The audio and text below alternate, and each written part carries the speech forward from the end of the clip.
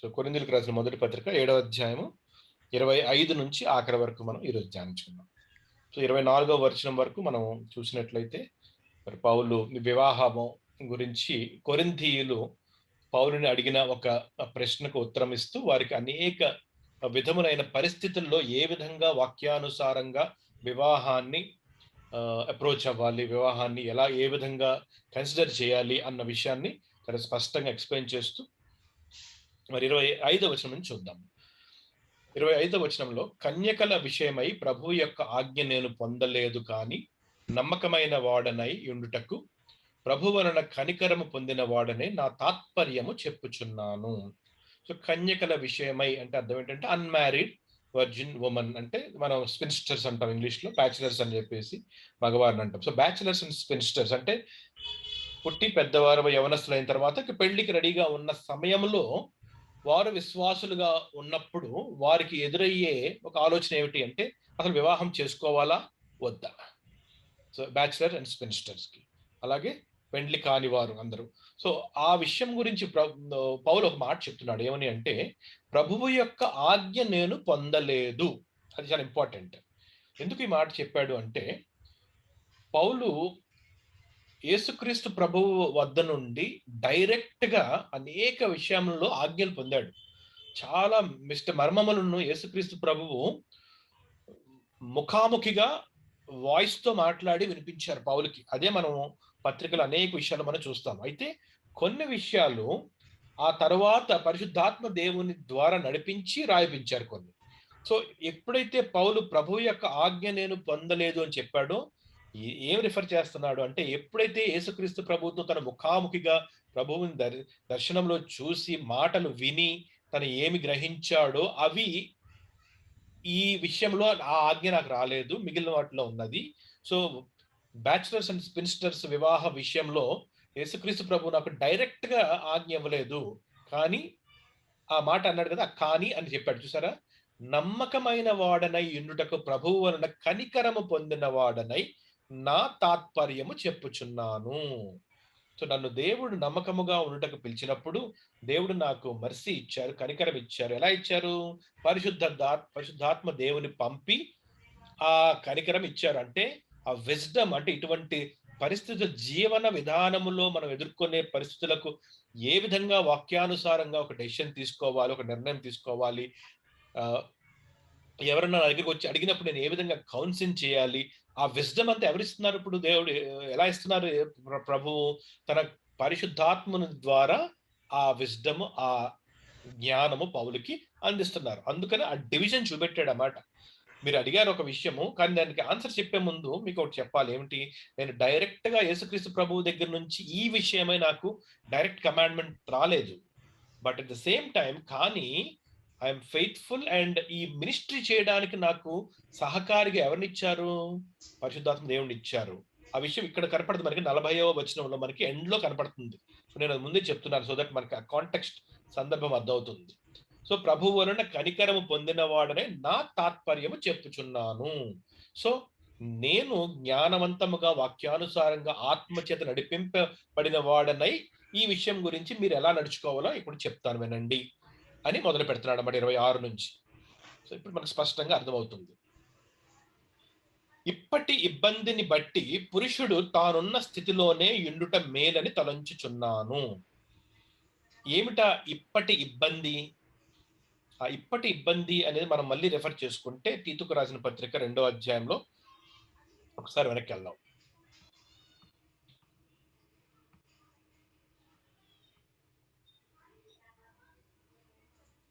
11 నుంచి 14 వరకు మనం చదివాం మనం. ఎందుకు అంటే విశ్వాసి యొక్క జీవితం యొక్క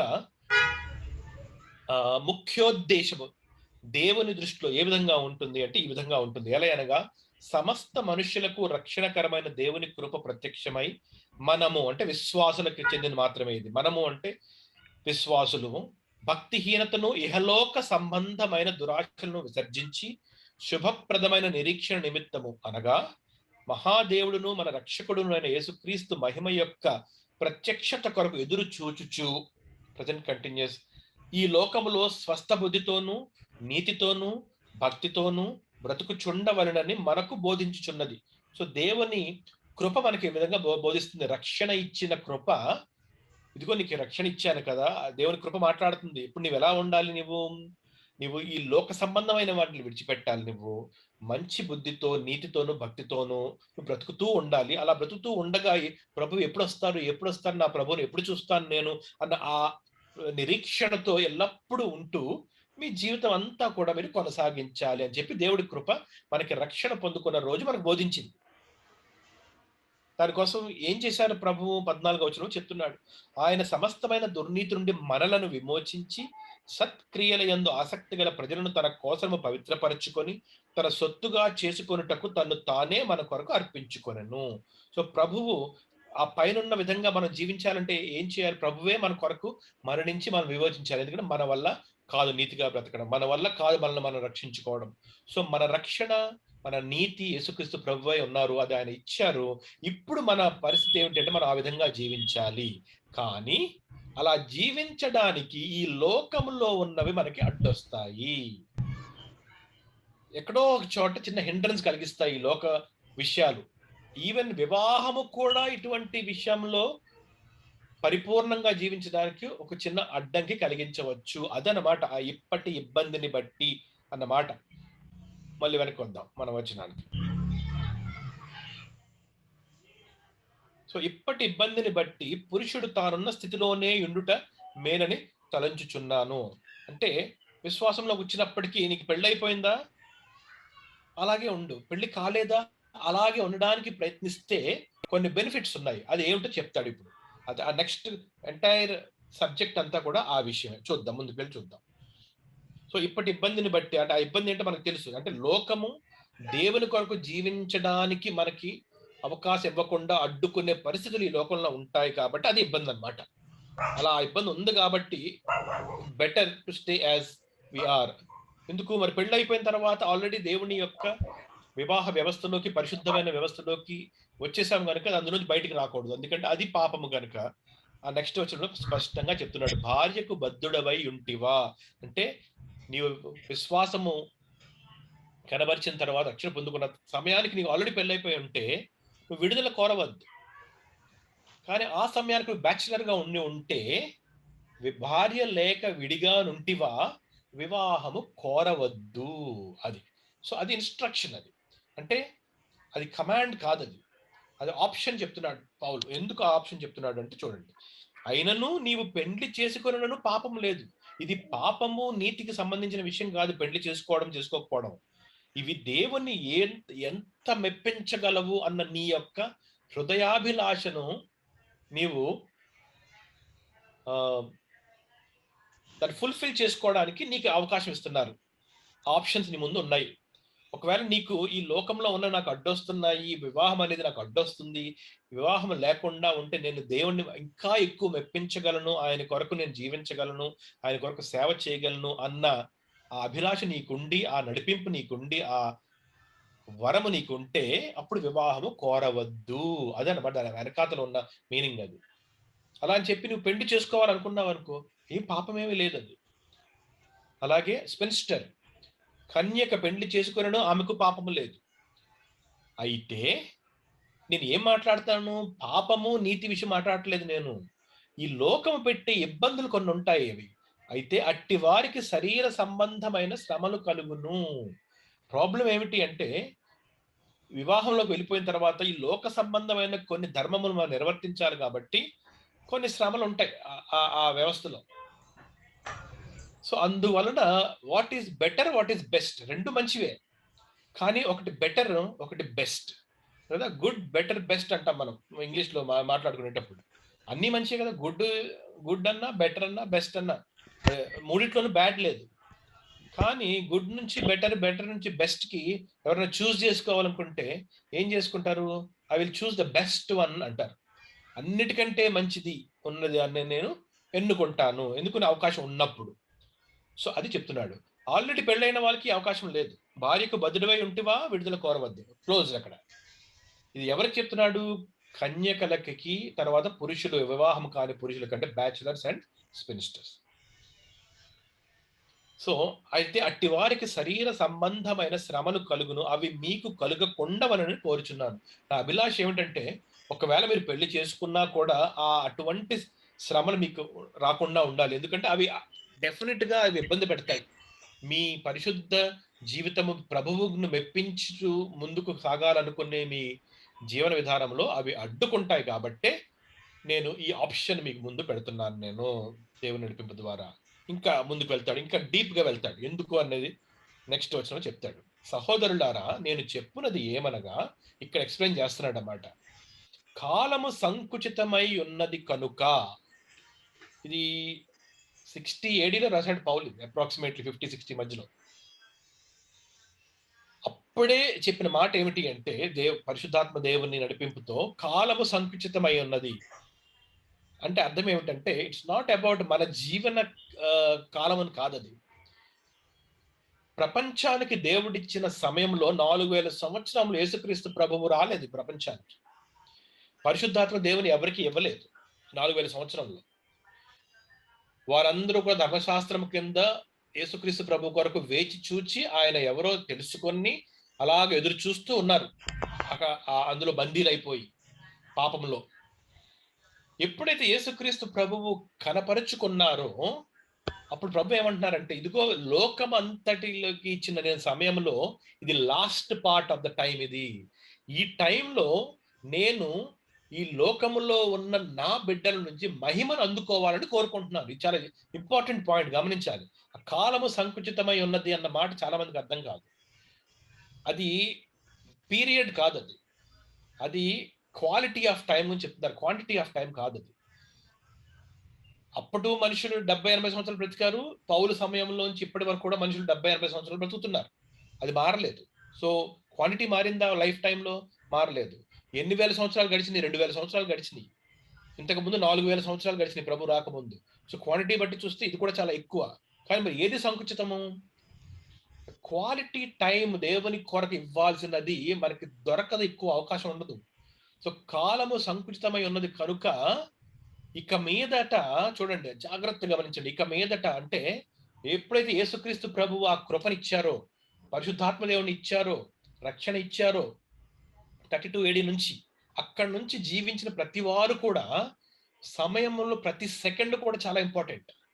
ఎందుకంటే ఆ సమయం నుంచే మనిషి దేవునికి ఇష్టపూర్వకంగా జీవించగలిగే శక్తి పొంది ఉన్నాడు. ఇంతకుముందు లేదది. అబ్రహాము దగ్గర ఇస్సాకు, యాకోబు తర్వాత ఉన్న ఇజ్రాయెల్ ప్రజలు, దావీదు గాని, ప్రవక్తలు గాని ఎంతమంది దేవుని బిడ్డలున్నా కూడా మన జనరేషన్ అంటే ప్రభువు యొక్క సంఘముకు దేవుడిచ్చిన కృప డిఫరెంట్ అది. పౌలు చాలా స్పష్టంగా చెప్తాడు. ఈ కృప ముందు ఉన్న వారందరూ వేచి చూశారు కానీ వారు పొందుకోలేకపోయారు. విశ్వాసంలో ఉండారు, వెళ్ళిపోయారు. పరలోక రాజ్యాన్ని అందుకున్నారు. కానీ భూమి మీద యేసుక్రీస్తు ప్రభువుని ప్రభువులాగా మారుతూ ఆయన మెప్పించే ధన్యత ఈ జనరేషన్‌కే ఉంది. ఆ జనరేషన్‌లో ఉన్న విశ్వాసుల గురించి మాట్లాడుతున్నాడు ఇక్కడ. సో, ఇప్పుడు కాలము సంకుచితమై ఉన్నదని ఎవరికి? విశ్వాసులకి. ఏ కాలం అది? దేవుణ్ణి మెప్పించగలిగే టైం అనేది చాలా ఇంపార్టెంట్. ఒక 60, 70 సంవత్సరాలు ఉన్నాయి వాళ్ళ లైఫ్‌లో. ఇప్పుడు ఆ టైం నేను డివైడ్ చేసుకుంటే ఒకవేళ ఆహ్, ఒక బ్యాచిలర్‌కి ఆప్షన్ వచ్చింది. నేను పెళ్లి చేసుకుంటే నా టైం నేను నా భార్యకి వెంటనే పిల్లలు పుడతారు. పిల్లలు పుడితే డెఫినిట్‌గా వాళ్ళకి ధర్మం నిర్వర్తించాలా. వాళ్ళని అన్నీ వాళ్ళు చూసుకోవాలి. వాళ్ళు బయటకి తీసుకెళ్ళాలి. వాళ్ళకి బాగోగులు చూసుకోవాలి. టైం ఏమవుతుంది? డివైడ్ అవుతుంది టైం. సో, ఎప్పుడైతే టైం డివైడ్ అవుతుందో దేవుని యొక్క పర్ఫెక్ట్ విల్ ఈ లాస్ట్ జనరేషన్‌కి అది కొద్దిగా హిండ్రన్స్‌గా అవుతాది. సో, అందువలన మీరు మీ అప్రోచ్ మార్చుకోండి ఇప్పటి నుంచి. పాపం లేదు పెళ్లి చేసుకోవడంలో. కానీ ఇంతకుముందు పెళ్లి చేసుకున్న వారికి ఇప్పటి కాలంలో మీరు ఒకవేళ పెళ్లి చేసుకోవాలనుకుంటే, మీరు అప్రోచ్ మార్చుకుంటే లైఫ్‌ని ఎలాగ తీసుకోవాలో, అప్పుడు స్టిల్ మీరు దేవునికి ఇష్టపరంగా జీవించగలరు. ఆ అప్రోచ్ ఏమిటో ఇప్పుడు చెప్తున్నాడు. చూసారా? నేను ఎందుకు ఇంత ఉపోద్ఘాతం ఇచ్చానంటే, ఈ వాక్యం డైరెక్ట్‌గా చెప్తే మిస్‌అండర్‌స్టాండ్ చేసుకుంటారు. మరి భార్యను ప్రేమించమని చెప్పి పౌలు అదే ఎఫెసీయులకు రాసిన పత్రికలో చెప్పాడు. పేతురు చెప్పాడు. ఇక్కడొచ్చి భార్యలు కలిగిన వారు భార్యలు లేనట్టుగా ఉండమంటారేంటి? కాంట్రడిక్టరీ కాదా? అని అంటారు. ఇది కాంట్రడిక్టరీ కాదు. ఇది కాంప్లిమెంటరీ ఇది. ఎందుకంటే మీ అప్రోచ్ లైఫ్‌లో ఎలాగుండాలి అంటే ప్రయారిటైజ్ చేసినప్పుడు దేవునికి హైయెస్ట్ ప్రయారిటీ ఇచ్చి భార్యలను పిల్లలను అందరినీ కూడా ఆ దేవుని యొక్క ప్రేమ అనే అంబ్రిల్లా కింద తీసుకొచ్చి మీరు గడిపినప్పుడు దేవుని యొక్క పర్ఫెక్ట్ విల్, దేవుని యొక్క పరిపూర్ణమైన చిత్తము నెరవేరుతుంది. సో మళ్ళీ వచనానికి వద్దాం. సహోదరులారా, నేను చెప్పున్నది ఏమనగా, కాలము సంకుచితమై ఉన్నది గనుక, మనం ఆల్రెడీ డిస్కస్ చేసాం ఏమిటో. ఇక మీదట అంటే ఈ జనరేషన్ అంతా 2000 ఇయర్స్ ప్రభువు వచ్చినప్పుడు భార్యలు కలిగిన వారు భార్యలు లేనట్టును, ఏడ్చువారు ఏడ్వనట్టును, సంతోషపడువారు సంతోషపడనట్టును, కొనువారు తాము కొనినది తమది కానట్టును, ఈ లోకము అనుభవించు వారు అమితముగా అనుభవింపనట్టును ఉండవలెను. 5 విషయాలు చెప్పాడు ఇక్కడ పౌలు. నంబర్ 1 ఏంటంటే, పెళ్ళి అయిపోయింది. సో పెళ్ళి అయినా కూడా మీ లైఫ్ లో ప్రయారిటైజ్ చేయాల్సి వచ్చినప్పుడు దేవునికి హైయెస్ట్ ప్రయారిటీ ఇవ్వాలి. మీరు భార్యలు కలిగిన భార్యలు లేనట్టును అంటే అర్థం ఏంటంటే, ఒక్కవేళ భార్య లేనప్పుడు నువ్వు ఎలా ప్రవర్తిస్తావు? భార్య ఉన్నా కూడా అలా ప్రవర్తించడానికి నిన్ను నీవు సమాయత్తపరుచుకోవాలి. భార్యలు అంటే ఆటోమేటిక్ గా ఆపోజిట్ కూడా చెప్తాడు. భర్తలు కూడా అందులో ఇమిడి ఉన్నది అన్నమాట. భర్తలు కలిగిన వారు భర్తలు లేనట్టు అంటే దేవుని కొరకు జీవించాలి. ఏడ్చువారు ఏడవనట్టును. ఈ లోకంలో అనేక విషయాల్లో మనకి ఇబ్బందులు బాధలు కలుగుతాయి. కానీ ఆ బాధ మనల్ని దేవునిని ప్రేమించడానికి అడ్డు రాకూడదు. ఆ ఏడుపు మన దేవుణ్ణి దగ్గరికి వెళ్ళి ఆయనకి ఆరాధించడానికి, ఆయన కొరకు జీవించడానికి ఈ ఇహలోక సంబంధమైన బాధలు ఏడుపులు అడ్డు రాకూడదు. అవి ఉంటాయి అవి. సో అందువనే ఏడ్చువారు అంటున్నాడు. ఎవరు ఏడవద్దు అని అంట్లా. మీరు ఏడవకుండా ఉండండి అనేది వేరే స్టేట్మెంట్. ఏడ్చువారు ఏడవనట్టు ఉండాలి, అదే మాట. అంటే బయటికి బాధ ఉంది, లోపల ఆత్మలో ఆనందం ఉంది. శారీరకంగా నాకు నొప్పి కలుగుతుంది, ఆత్మలో నాకు నొప్పి లేదు. సంతోషపడేవారు సంతోషపడనట్లు, ఆపోజిట్ కూడా ట్రూ అక్కడ. ఈ లోకంలో పిల్లలు పుడతారు, వాళ్ళు పెరుగుతారు, వాళ్ళని చూసి ఆనందం ఉంటది. కానీ ఆ ఆనందము ఆనందం పడిపోయి దేవుణ్ణి మరిచిపోయేలాంటి చేసేటి లోక సంబంధమైన ఆనందాలు ఉండకూడదు. బర్త్డే సెలబ్రేషన్స్ అవి కానీ ఏవి కానీ అవన్నీ చేసుకుంటూ మనుషులు దేవుణ్ణి మర్చిపోయి లోకాలలోకి వెళ్ళిపోతూ ఉంటారు. అలా కాదు, అన్నిటినీ మోడరేట్ గా ఉండాలి. ఏడ్చువారు ఏడవనట్టు ఉండాలి, సంతోషపడేవారు సంతోషపడాలి తప్పకుండా. కానీ నీ యాటిట్యూడ్ ఎలా ఉండాలి దేవుని దగ్గర? అది నథింగ్. ఈ సంతోషాలన్నీ నథింగ్ దేవా నాకు నీ ముందు అని అనగలగాలి. అటువంటి యాటిట్యూడ్ రావాలి. ఆ అప్రోచ్ మార్చమంటున్నాడు. సో సంతోషపడువారు ఏడ్చువారు రెండు మన జీవితంలో ఉంటాయి. కానీ అవి రెండు లేనట్టుగా మనం రెండింటికి భిన్నంగా దేవుని కొరకు మనం ఆయనను ప్రేమిస్తూ ఆయన ఆరాధిస్తూ మనం ముందుకు మెప్పిస్తూ వెళ్ళాలి. అదే తీతుకు రాసిన పత్రికలో ప్రభు చెప్పిన మన జీవన శైలి. సో ఏడ్చువారు ఏడవనట్టును, సంతోషపడేవారు సంతోషపడినట్లు. నెక్స్ట్, కొనువారు తాము కొనినది తమది కానట్టును. ఈ లోకంలో అనేక విషయాలు కొనుక్కుంటాం. మన అందరికీ అనేక విషయాలు అవసరం. మన ఇంట్లో కుర్చీలు ఉంటాయి, సోఫాలు ఉంటాయి, టీవీలు ఉంటాయి, కార్లు ఉంటాయి, అన్నీ ఉంటాయి మనకి. అన్నీ అవసరం కాబట్టి. కానీ అవి కొనుక్కొని దాన్నే చూస్తూ సంతోషపడిపోతూ దాని గురించి అందరికీ చెప్పుకుంటూ దాని గురించి ఉబ్బిదబ్బిబ్బైపోతూ ఆ విషయాల్ని, అప్పుడు ఏం జరుగుతుంది అక్కడ? అప్రోచ్ లోక సంబంధమైన విషయాల మీద, వాటి మీద మనసు ఉంటూ వాటి గురించి మాట్లాడుతూ, అయ్యో ఇది నా సొంతం, ఇది నాతో పాటే ఉంటుంది అంటే వస్తువుల మీద మమకారం అన్నమాట. ఎగ్జాక్ట్ వర్డ్ చెప్పాలంటే మమకారం వద్దు, ఉపయోగించుకోండి, అన్ని ఉపయోగించుకోండి. లోకంలో ఉన్నవన్నీ మీకు ఇస్తున్నాను నేను, దేవుడు చెప్పారన్నమాట. సంతోషంగా ఉపయోగించుకోండి, మీరు కొనండి. ఆ కొన్నది మీది కాదు, అది అవసరానికి ఉపయోగపడుతుంది. తర్వాత ఉంటదో ఉండదో మనకు అనవసరం. ఈ లోకము అనుభవించు వారు అమితముగా అనుభవింపనట్టును. అనుభవించడం అంటే ఈ లోకంలో అనేక విషయాలు ఉన్నాయి. మంచి ఆహారం తీసుకోవచ్చు, అద్భుతమైన రుచిగల ఆహారం తీసుకోవచ్చు, అనేక ప్రదేశాలను సందర్శించవచ్చు, దేవుని యొక్క సృష్టిని చూసి ఆనందించవచ్చు. అవన్నీ అనుభవించడం కాదా? అనుభవించడం ఇవన్నీ కూడా. కానీ అందులో పడి దేవుని మీద ఇష్టాన్ని తగ్గించకూడదు, దేవుని మీద ఉన్న ఆ ఆరాధనని తగ్గకూడదు. సో అది ప్రయారిటైజేషన్. హైయెస్ట్ ప్రయారిటీ దేవునికి ఇచ్చి మీ అప్రోచ్ గనక ఈ విధంగా మార్చుకోగలిగితే అప్పుడు నీకు వివాహమైన, నీ భార్య ఉన్నా, పిల్లలున్నా, వాళ్ళందరినీ సంసారం పోషించుకోవాలన్నా కూడా నువ్వు దేవునికి ఇష్టడుగా జీవించగలవు. అందుకనే చెప్తున్నాను. కాకపోతే ఇది కొద్ది కష్టము అంటున్నాడు అన్నమాట. సమస్య ఇది. ఇలా పెళ్ళైన వారు ఈ విధంగా అప్రోచ్ మార్చుకుని జీవించడం అనేది కంపారిటివ్ టు పెండ్లి కాని వాడు జీవించాలంటే ఈజీ కదా. ఇప్పుడు నాకు పొద్దున్న లేచిన వెంటనే నాకు నాకు బిడ్డ లేకపోతే స్కూల్‌కి దింపాల్సిన అవసరం లేతే, ఆ టైం నాకు కష్టపడాల్సిన అవసరం ఉండదు కదా నేను. ఆటోమేటిక్‌గా నాకు ఆ ఫ్రీ టైమ్ వచ్చేసింది. కానీ ఒక బిడ్డ ఉంటే ఏం చేయాలి నేను? ప్రాపర్‌గా ప్లాన్ చేసి, ఆ సమయాన్ని అక్కడికి తీసుకువెళ్ళి టైం వేస్ట్ అవ్వకుండా ఆ పని చేసి స్టిల్ నేను దేవునికి నేను సమర్పించుకోవాలి. సో, డిఫరెన్స్ ఏమిటి అంటే పెండ్లి కాని వారికి ఒక అడ్వాంటేజ్ ఉంటుంది. సో, మీకు ఆప్షన్ ఉన్నప్పుడు మినిస్టర్స్‌కి, బ్యాచిలర్‌కి విశ్వాసులుగా మారిన తర్వాత మీరు బేరీజు వేసుకొని గుడ్, బెటర్, బెస్ట్ ఆప్షన్స్‌లో మీరు బెస్ట్ ఆప్షన్ సెలెక్ట్ చేసుకోవచ్చు. ఇది నేను పౌలుగా నేను చెప్తున్నాను మీకు దేవుని యొక్క నడిపింపుతో. అన్ని స్పష్టంగా పెడతాడు పౌలు టేబుల్ మీద. రైట్? ముందుకు వెళ్దాం. సో, ఈ 5 విషయాలు చెప్పాడు. ఎక్కడెక్కడ ప్రాబ్లమ్ వస్తది? ఒకవేళ మీరు పెళ్లి చేసుకోవాలంటే చేసుకోండి. కానీ అప్రోచ్ మాత్రం మార్చొద్దు. లోకము మీద మమకారం పెట్టుకొని అందులోకి పడిపోయి పొద్దున్నుంచి సాయంత్రం వరకు అయ్యో! నా భార్యకి ఇది కావాలి, నా బిడ్డలకి ఇది కావాలి. ఎప్పుడు భార్య బెడ్లు, భార్య బెడ్లు, భార్యేమో భర్త బెడ్లు, భర్త బెడ్లు. అలా అలా కాదు.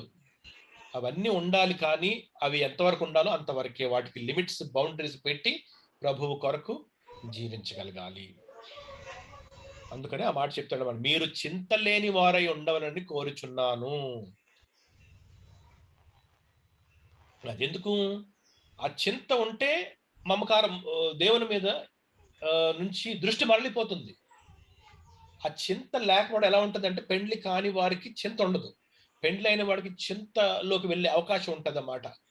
ఆ విషయమే చెప్తున్నాడు 32లో. మీరు చింతలేని వారై ఉండవాలని కోరుచున్నాను. పెండ్లి కానివాడు ప్రభువుని ఎలాగు సంతోషపెట్టగలనని ప్రభువు విషయమైన కార్యములను గూర్చి చింతించున్నాడు. సో, ఆలోచన అంతా ఎలా ఉంటుంది? ప్రభువుకు నేనేం చేయాలి? ఎలాగ చేయాలి? నా ప్రణాళిక ఏమిటి? నేను ముందుకు ఎలా ఎళ్ళాలి? ఎలా ప్రభువు ప్రార్థన చేసి నడిపింపుతో నేను ఏ పని చేయాలి? ఆలోచన అంతా అదే. కానీ పెండ్లి అయిన వాడు ఆలోచన ఎలా ఉంటది? డివైడ్ అయిపోతుంది. భార్యను ఎలాగో సంతోషపెట్టాలి? సాయంత్రం నేనేం తీసుకెళ్ళాలి? ఏం కూర తీసుకెళ్ళాలి? భార్యకి ఏం పెట్టాలి? ఏ షాప్ తీసుకెళ్ళాలి? పిల్లల్ని ఎక్కడికి తీసుకువెళ్ళాలి? గమనించండి. పర్స్పెక్టివ్ మారిపోతది కంప్లీట్‌గా. అలా తప్పులేదు అందులో. అప్రోచ్ మాత్రం జాగ్రత్త అంటున్నాడన్నమాట పెళ్లైన వారికి అందరికి కూడా.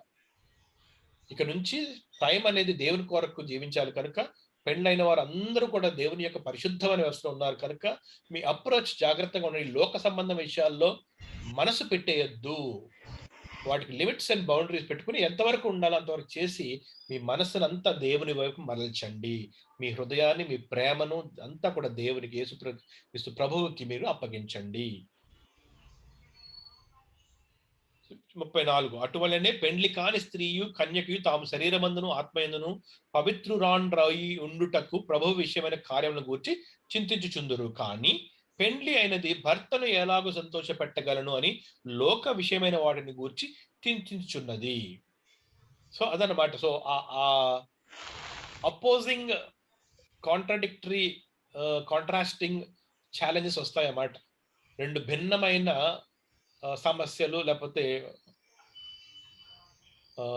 ఆ పరిస్థితి వచ్చినప్పుడు ఇబ్బంది అనేది ఉంటుంది. అందుకనే ఆ మొదటి మాట ఇప్పటి ఇబ్బందిని బట్టి అన్న దాంతో స్టార్ట్ చేశాడు పౌలు.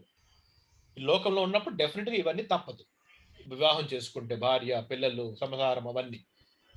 సో, అందుకని అన్ని ఇన్‌స్ట్రక్షన్స్ ఇచ్చి ఇప్పుడు చెప్తున్నాడు. ఫైనల్‌గా కంక్లూడ్ చేస్తున్నాడు. ఏమని 35లో మీకు ఉరియొడ్డవలనని కాదు గానీ, నేనొచ్చి మిమ్మల్ని అందరిని మీరు స్ట్రిక్ట్‌గా ఇలా ఉండండి, అలా ఉండండి అని చెప్పింది నేనొచ్చి మిమ్మల్ని అడ్డుగా ఉండడానికి కాదు. మీరు యోగ్య ప్రవర్తనులై తొందర ఏమీయు లేక ప్రభువు సన్నిధాన వర్తనులై ఉండవలెనని ఇది మీ ప్రయోజనము నిమిత్తమే చెప్పుచున్నాను. నేను మిమ్మల్ని పెళ్లి చేసుకోమన్నా, చేసుకోకపోయినా, ఒకవేళ పెళ్లి చేసుకున్న వాళ్ళు ఈ విధంగా జీవించాలని నేను చెప్పినా, ఇవన్నీ ఎందుకు చెప్తున్నాను నేను? దేవుడు మనకు ఆల్రెడీ ఈ లాస్ట్ పీరియడ్ ఆఫ్ టైమ్‌లో మనల్ని జీవింపచేశారు మన జనరేషన్‌ని. మన కొరకు ఒక ప్రత్యేక విధానమైన జీవన శైలిని మన కోసం పెట్టారు. ఈ విధంగా జీవించాలని దేవుడు కోరుకుంటున్నప్పుడు, యోగ్య ప్రవర్తనై ఉండాలంటే, మరి ఈ ఇన్‌స్ట్రక్షన్స్ మీకు అవసరం కదా! అందుకని చెప్తున్నాను నేను. ఈ లోకపు చింత, తొందర ఇవన్నీ ఉండి మీరు ప్రభువు నుంచి దూరం వెళ్ళిపోతారేమో అలా కాకుండా మీరందరూ కూడా ప్రభువు సన్నిధాన వర్తనులై అంటే అన్‌డివైడెడ్ డివోషన్ అన్నమాట. ఇంగ్లీష్‌లో చాలా రాస్తారది. సన్నిధాన వర్తనలు అంటే అర్థం ఏంటంటే సెపరేట్ చేయకూడదన్నమాట. ప్రభువు మీద ఉన్న ప్రేమని ప్రభు హాఫ్ నీకిస్తాను, హాఫ్ మా ఫ్యామిలీకిస్తాను కాదు. 100% నీకు ఇస్తాను, అందులో నా ఫ్యామిలీని చూసుకుంటాను నేను. అలా ఉండాలన్నమాట. సో అది సన్నిధాన వర్తనులై ఉండవలనండి అర్థం. సో ఇదంతా మీ ప్రయోజనము నిమిత్తమే. ప్రయోజనం అంటే ఏమిటి? దేవుని కొరకు జీవించాల్సిన విషయం. అది ప్రయోజనము. సో అందుకని మీకు చెప్తున్నాను. ముందుకెళ్దాం. అయితే ఒకని కుమార్తెకు ఈడు మించిపోయిన ఎడలను, ఇక్కడ ఏంటంటే ఫాదర్ దగ్గర వచ్చాడు. మరి ఇండివిడ్యువల్ గా డెసిషన్ తీసుకునే క్యాపబిలిటీ ఉన్న వాళ్ళు కొంతమంది ఉంటారు. కొంతమంది పేరెంట్స్ మీద డిపెండ్ అవుతారు పెళ్లి కోసం. సో అక్కడ father head of the house will decide కదా, కుమార్తెకి పెళ్లి చేయాలా వద్దా అనేది. సో అటువంటి సిచ్యుయేషన్ వచ్చింది. అయితే ఒకని కుమార్తెకు ఈడు మించిపోయిన ఎడలను, ఆమెకు వివాహము చేయవలసి వచ్చిన ఎడలను, ఆమెకు వివాహము చేయకపోవుట యోగ్యమైనది కాదని ఒకడు తలంచిన ఎడలను.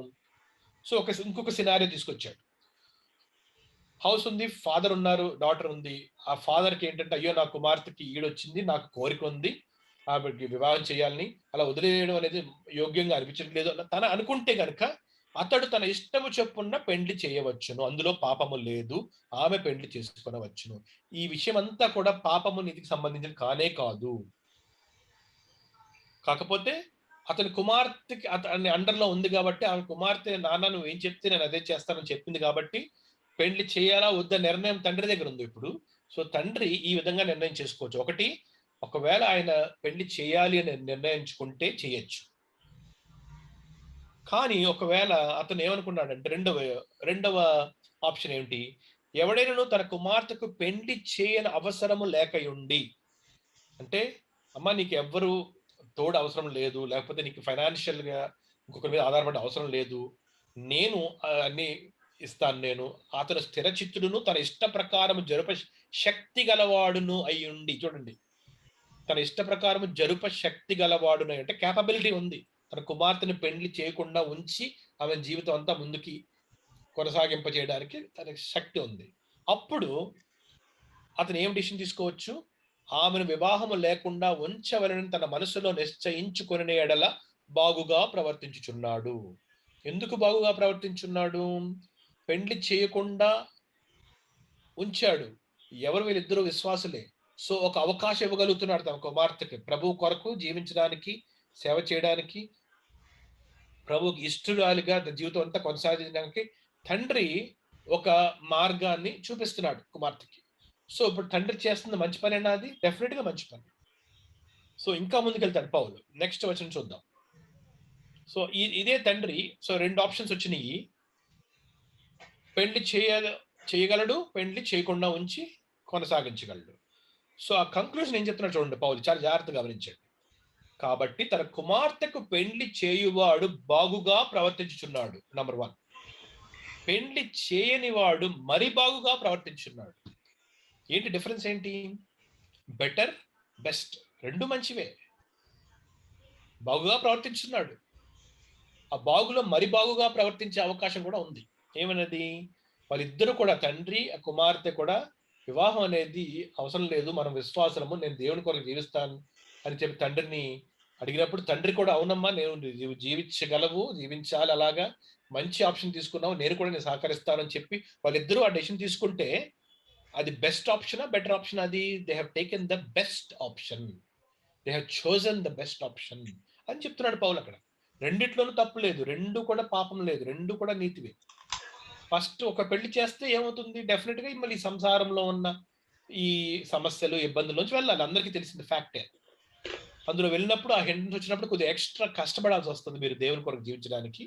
అది లేకుండా ఉండాలి అంటే ఈ ఆప్షన్ ఉన్నది. అయితే ఈ ఆప్షన్ లో మీకు వరం ఉండాలి, అలా ఉండడానికి జాగ్రత్తం చేయకుండా ఉండటకు దేవుడిచ్చే వరం కూడా ఉండాలి మీకు. అన్ని ముందు చెప్పాడు ఆల్రెడీ. చూడండి 360 degrees లో చెప్తున్నాడు పౌలు అన్ని కూడా. అలా అని చెప్పి పెళ్లి చూసుకోకుండా దేవుడు కూడా జీవిస్తానని చెప్పి మళ్ళీ శరీరాశలు ఇచ్చలు వచ్చినప్పుడు ప్రాబ్లం వస్తే అది కూడా కవర్ చేశాడు. ఏమని చెప్తున్నాడు అక్కడ? మీకు ఆ వరం ఉండి ఇటువంటి ఇష్టంగా జీవించాలని ఆ అవకాశం ఉండి ఇక కెపాసిటీ ఉంటే బెస్ట్ ఆప్షన్ అది. అది దేవుని యొక్క నడిపింపుతో పౌలు రాసిన కొరింథీ పత్రిక 7వ అధ్యాయం. అంత డెప్త్ ఉన్నది ఇందులో. రైట్, ముందుకు వెళ్దాం. సో భార్య తన భర్త బ్రతికి ఉన్నంత కాలము బద్ధురాలై ఉండును. ఇది ఇంకా నెక్స్ట్ కేటగిరీకి వచ్చాడు. అయిపోయింది. తండ్రి first bachelors minister individual decisions అంటే వాళ్ళకి పేరెంట్స్ లేరు. వాళ్ళే నిర్ణయం తీసుకోవాలి. మేము విశ్వాసము, మేము పెళ్లి చేసుకోవాలా వద్దా? స్పష్టంగా చెప్పాడు. పెళ్లి చేసు ఆల్రెడీ పెళ్లయిన వారికి మీకు మీకు డోర్స్ క్లోజ్డ్. దేవుడు ఆల్రెడీ మీకు నిర్ణయం చేశారు. మీరు అందులో నుంచి వెళ్ళిపోండి. మీరు అందులోకి వెళ్ళిపోండి. ఇక్కడ ఏం చెప్తున్నాడంటే విడోస్ ఉంటారు కదా! ఒకవేళ భర్త, భార్య చనిపోతారు. విశ్వాసంలోకి వచ్చిన తర్వాత భర్తో, భార్య ఎవరో ఒకరికంటే ఒకరు ముందు చనిపోయే అవకాశం ఉంది. సో, భార్య తన భర్త బ్రతికి ఉన్నంత కాలము బద్ధురాలై ఉండును.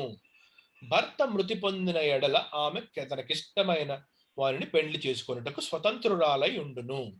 కానీ ప్రభువునందు మాత్రమే పెళ్లి చేసుకొనవలెను.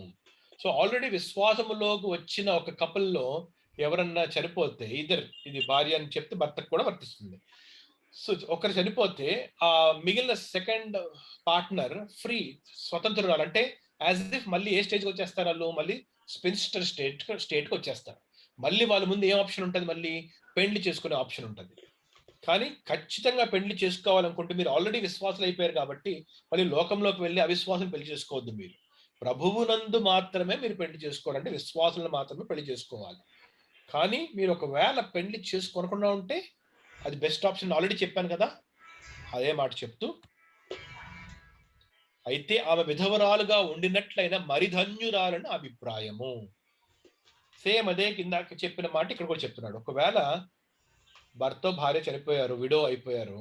ఆప్షన్ ఉంది మళ్ళీ పెళ్లి చేసుకునే ఆప్షన్. కానీ అది వదిలేసి అలా ఉండిపోతే ఇంకా బెటర్. ఆ మిగిలిన కాలం అన్నా మీరు దేవుని కొరకు జీవించగలుగుతారు. ఎందుకంటే ఆప్షన్ మీకు మీకు లేదు కదా! మీరు మీరు విశ్వాసం వచ్చేసరికి మీరు ఆల్రెడీ మ్యారీడ్ అయిపోయారు మీరు. కానీ తర్వాత మీరు పెళ్లి చేసుకున్నారు. ఒక డెసిషన్ తీసుకొని.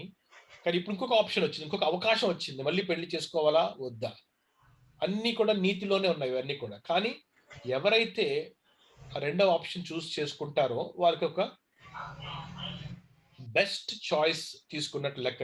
కారణం ఏమిటంటే వారికి టైం దొరుకుతుంది. వారికి ఈ లోక సమస్యల నుండి విడుదల ఉంటుంది. ఇప్పటి ఇబ్బందిని బట్టి పురుషుడు ఒంటరిగా ఉండుట మేలు. ఎందుకొరకు ఇదంతా కూడా ఎక్కడికి డ్రైవ్ చేస్తుంది? దేవుని కొరకు జీవించడము అన్నది ఇంపార్టెంట్ పాయింట్ అన్నమాట. సో, ఆ దేవుని కొరకు జీవించగలిగే ఆ నిర్ణయము రైట్‌గా తీసుకున్న రైట్ అప్రోచ్ ఉన్నప్పుడు పెళ్లి చేసుకున్నా పర్వాలేదు, పెళ్లి చేసుకోకపోయినా పర్వాలేదని చెప్పి పౌలు స్పష్టంగా చెప్పాడు. ఇప్పుడు ఇదంతా చెప్పిన తర్వాత ఒక మాట అంటున్నాడన్నమాట. ఇదంతా నేను ఎలా చెప్పాను నేను మీకు? డైరెక్ట్‌గా దేవుడు నాకు కమాండ్ ఇవ్వలేదు 25వ వచనం నుంచి. కానీ అన్నీ కూడా పరిశుద్ధాత్మ దేవుడు నడిపిస్తేనే నేను చెప్పగలిగాను ఇదంతా. ఆ జ్ఞానం నాకిచ్చారు దేవుడు. దేవుని ఆత్మ నాకును కలిగి ఉన్నదని తలంచుచున్నాను. ఇక్కడ కంక్లూడ్ చేసాడు. ఇందాక చెప్పాను కదా! నేను లాస్ట్‌లో చెప్తాడన్నమాట. డైరెక్ట్‌గా ఆజ్ఞ పొందలేదు కానీ, దేవుడు నమ్మకమైన వాడుగై నేను దేవుని కనికరము పొందినవాడని గనుక ఈ మాట చెప్తున్నాను మీకు అని చెప్పాడు. ఎలాగా కనికరం పొందాడు? పరిశుద్ధాత్మ దేవుడు నాకు సహాయం చేస్తాడు. ఇటువంటి కౌన్సెలింగ్ ఇవ్వాల్సిన అవసరం సమయంలో అన్ని బైబిల్ గ్రంథములో రాయబడలేనిది కనుక దేవుని వాక్యానుసారంగా ఆ తాత్పర్యం నేను చెప్పగలను పరిశుద్ధాత్మ దేవుని యొక్క నడిపింపు ద్వారా. దేవుని ఆత్మ నాకును కలిగి ఉన్నదని తలంచుకొనుచున్నాను. సో, ఇది ఈ చాప్టర్ అంతా కూడా మేల్, ఫీమేల్ మ్యారేజ్ రిలేషన్‌షిప్స్.